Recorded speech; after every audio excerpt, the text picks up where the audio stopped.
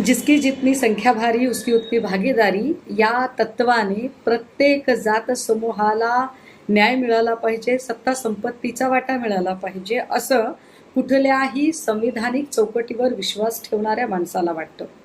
आणि त्याच न्यायाला अनुसरून जातनिहाय जनगणना झाली पाहिजे ही वर्षानुवर्षाची मागणी आहे.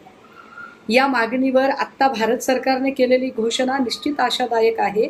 मात्र ही घोषणा फक्त निवडणुकीच्या पूर्वीची आश्वासनांची खैरात असू नये असं मनापासून वाटतं.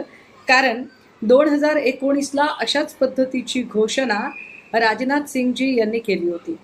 निवडणूक झाली, सरकार स्थापन झालं आणि त्यानंतर मात्र मी तो नव्हेच अशा थाटामध्ये ते ही घोषणा विसरूनही गेले आणि नंतर याचं काहीही झालं नाही. तब्बल 10 वर्षापासून सातत्याने जातनिहाय जनगणनेची मागणी इथं केली जात आहे. आता नेमकं बिहार निवडणुकीच्या पार्श्वभूमीवर ही केलेली घोषणा फसवी ठरू नये असं आम्हाला वाटतं. कारण अजूनही घोषणा केली आहे, मात्र ही जनगणना कधी होणार, त्याची नेमकी तारीख काय असेल, त्याचे टप्पे कसे असतील, ही सगळी जी जनगणनेची जी प्रक्रिया आहे ती कशा पद्धतीने एक्झिक्यूट केली जाईल याबद्दल कुठलीही शास्त्रशुद्ध माहिती या पत्रकार परिषदेमध्ये दिलेली नाही.